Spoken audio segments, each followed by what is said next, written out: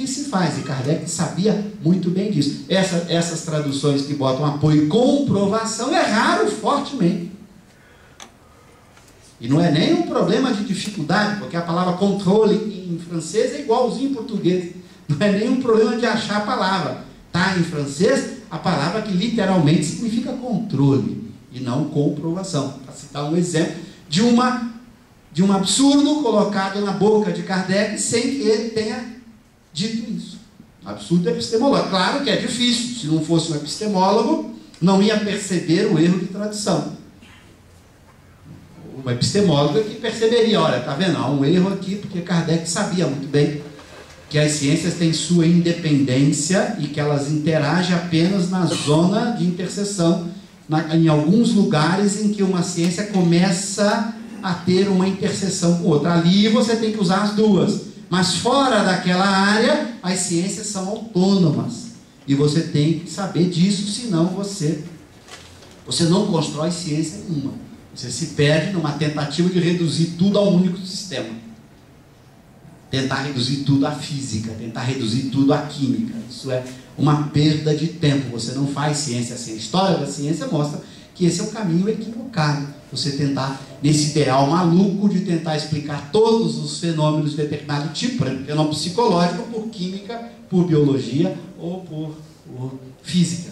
Então, não é assim que a gente faz. Então Kardec tinha esta lucidez quando ele vai construir o sistema. Ele era uma pessoa de uma lucidez epistemológica impressionante, inclusive superando a própria época, porque a concepção dele de ciência não é nem a concepção do século XIX, do século dele.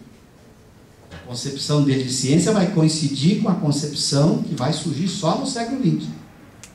Então essa lucidez, esse preparo que ele tinha para agir com uma lucidez, mostrando a grande capacidade desse espírito de conhecer muito bem e de ter muita segurança do que estava fazendo. Então ele não comete esses erros epistemológicos e ele não comete nenhuma inconsistência. E esse ideal de completude é impressionante. Me impressionou quando percebi esse ideal de completude. Que coisa extraordinária. A capacidade dele de tratar, em princípio, de todos os fenômenos possíveis.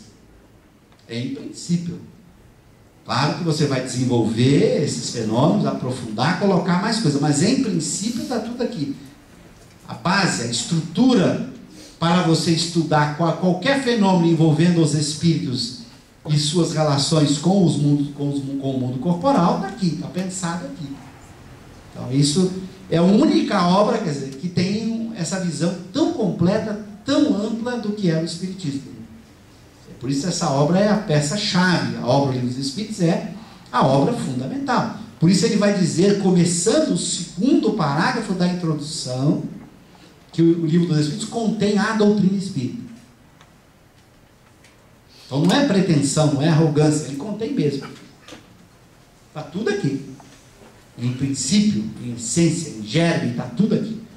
Olha a capacidade que ele teve de pensar o conjunto de fenômenos e de organizá-los de uma forma didática tão rica que você encontra tudo isso.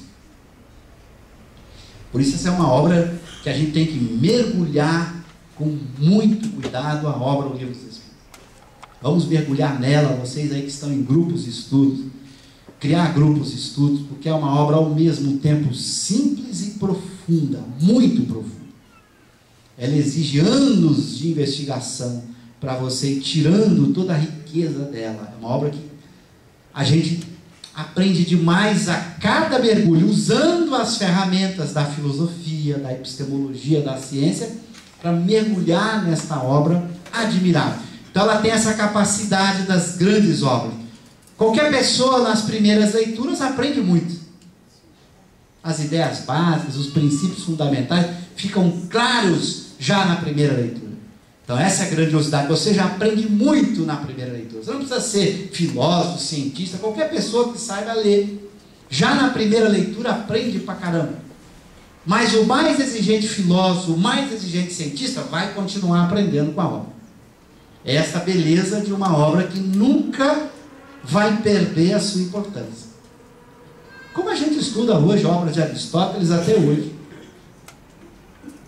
Essas grandes obras, elas são eternas, elas duram para sempre, dada a capacidade que tem esses gênios, essas almas especiais, de investir um pensamento tão lúcido, tão claro, numa estrutura linguística que a gente consegue sempre aprender com eles.